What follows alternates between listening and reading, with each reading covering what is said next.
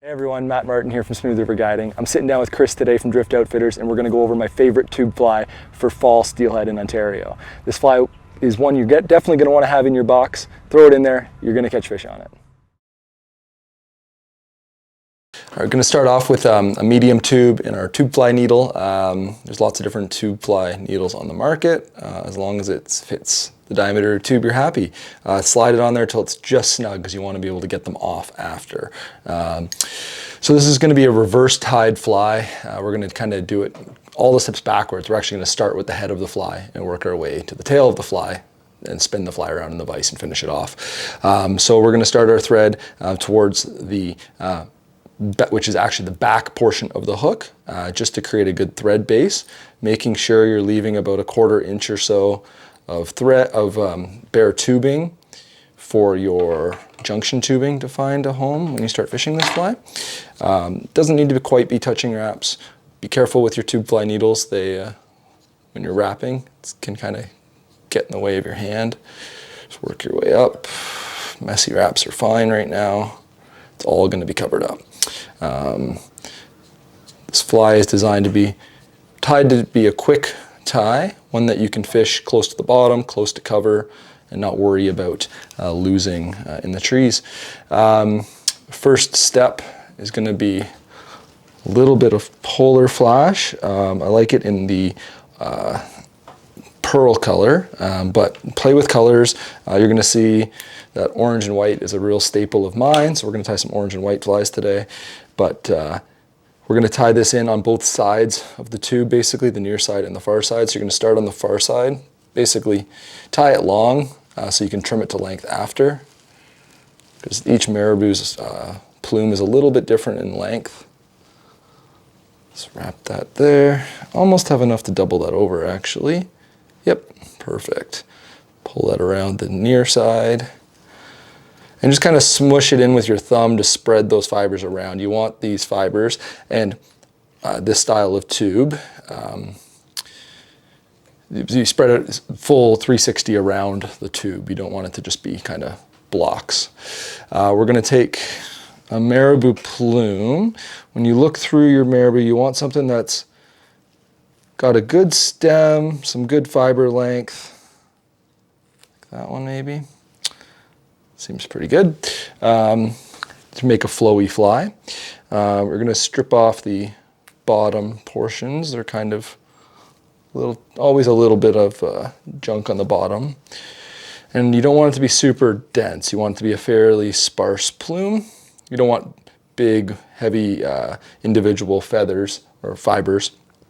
You want them to go on nice and nice and sparse, so this fly will sink properly and then fish properly. I'm going to tie this with the natural curve of the feather kind of towards me, so the fly will fold backwards properly in the water a little bit. So we're going to tie it in by the base of the stem. But for the time being, I talked about it going backwards. For the time being, the fly is actually going to be tied with all the fibers going forwards. I should have brought my hackle pliers up. It's okay, we'll get by without it for now. Lots of room to grab. We're going to do 3 or 4 wraps, and every time we're stroking those the fibers forward. And you want these to be close to touching wraps as possible.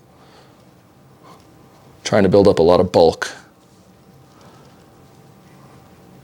which will make a fly that has a much better profile, but also marabou is a pretty soft material. It can fall apart after multiple fish or casts, so the more you have up there, the better.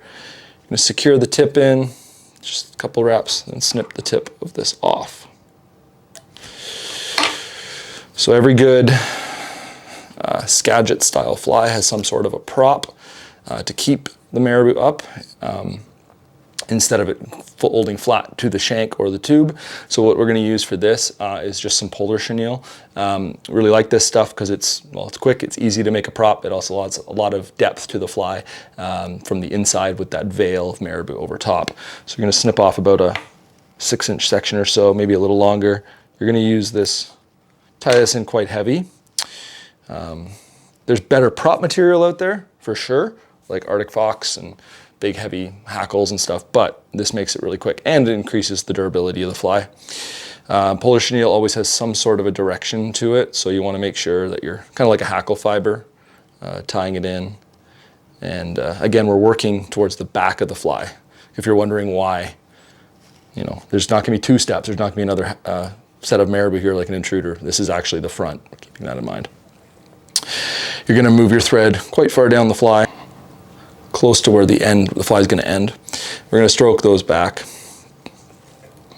We're going to start taking touching wraps, and stroking those fibers back every wrap. And then every 3 or 4, I'm going to let it just free dangle, just to let the twist get out of the polar chenille. Makes for lay down a little easier.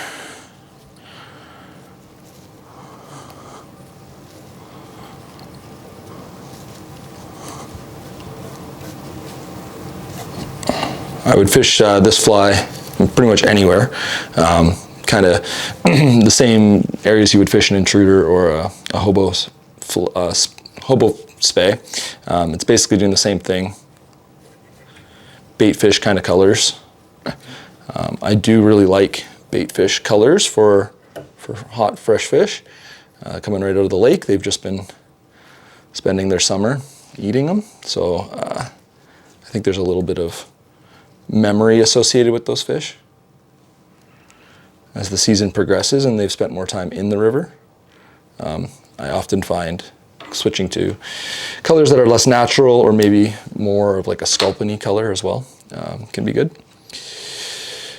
And for a little added flair here, before we flip the fly around, I'm going to add a little orange hotspot, little tag here, just like a butt.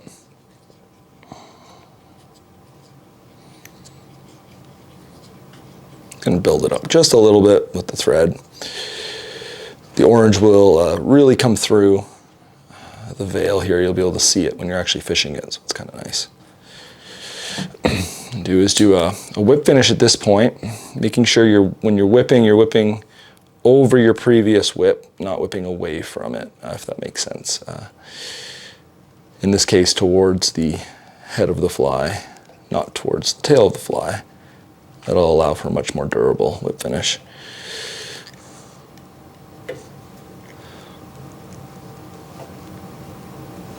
Great. So, majority of the fly has been tied here. I know it doesn't look like much right now, but the reason why this will prop and stand up so well is everything's forced to the head of the fly right now. We're going to spin it around and brush everything towards the back. So this, when you spin your fly around in the vise, in your tube material, or on your tube vise, slide it back up. And you're going to start pulling all the material back.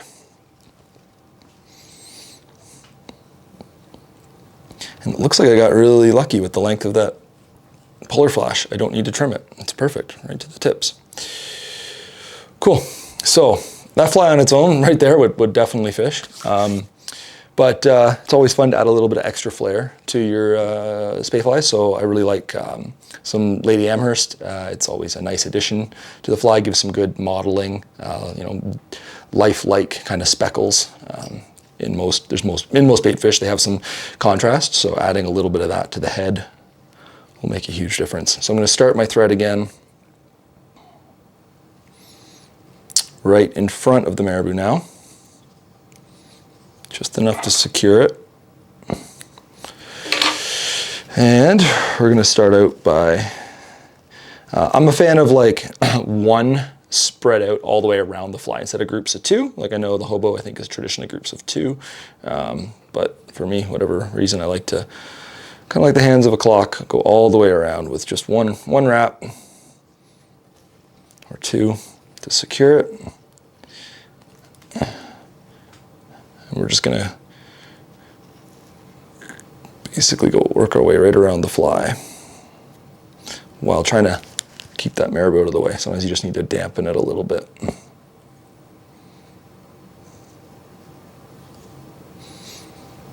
Polar flash. Come on, let's if you have any little hair clips or anything, sometimes that's a useful tool to keep them out of the way, which I normally have on my vise, but apparently not today.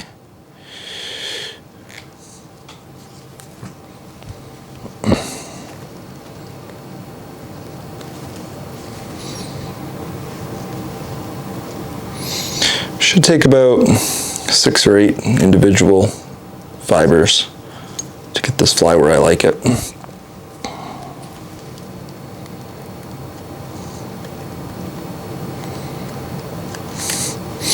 And this platform is great to be tied in any color. You really can't go wrong. Play with your favorites. You'll see it's not a long to tie fly. When I'm in a roll with these, they're just a couple of minutes. I think like less than a 5-minute tie for sure. That's definitely a little trick though, is when you have your favorite flies, try to tie a dozen of them at a time. It would become a lot quicker and more efficient, and you have all your materials laid out and ready to go. And you'll notice I'm not doing a lot of thread wraps. I'm trying not to build up too bulky of a head in front of this fly. Just a couple, and then we'll do a little trick here to get it even slimmer. Okay, so it looks like I have room for probably one more right on the top, and that should be pretty much perfectly spaced. Cool. So at this point, you could just trim those butts and have a fishing fly. We're going to throw a cone on this. So it really doesn't matter what your head looks like when you're throwing a cone over the top. But if you wanted to fish it coneless, there's a little trick you can do to reduce some of the bulk at the head of your fly. And that would be to bring all your fibers back and really grip the fly, every one of those individual Lady Amherst feathers, and unwrap through it. So that way they don't move, they're stuck there. It's a really good tip to do with any spay fly, like an intruder or not. And so now they're all free now. Now we're gonna just go do like 3 wraps. Now they're all, I've reduced like probably a good 9 wraps or so in there, and they're all secure. I'm gonna trim those all pretty short.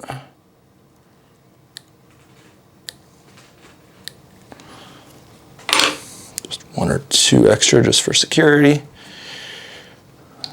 And then a whip finish.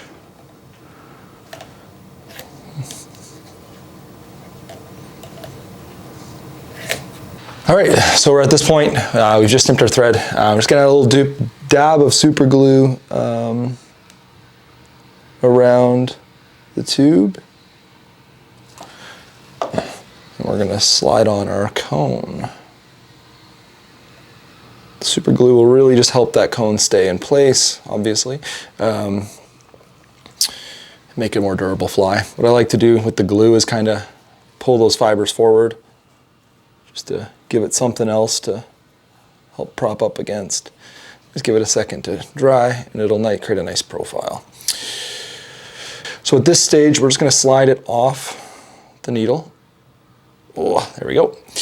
And I'm just going to take my scissors and just trim it a little closer to the cone, leaving about 2 millimeters or so. Pull all your marabou out of the way, and then take a lighter. You're just going to slowly melt the tubing until it goes right back to the cone. You don't want to burn the tubing, it'll make it very brittle. But that tubing is nice and clean. Maybe a little bit more next to the cone. There we go. Just give it a second to cool down, making sure that there's still room for your line or leader to slip through.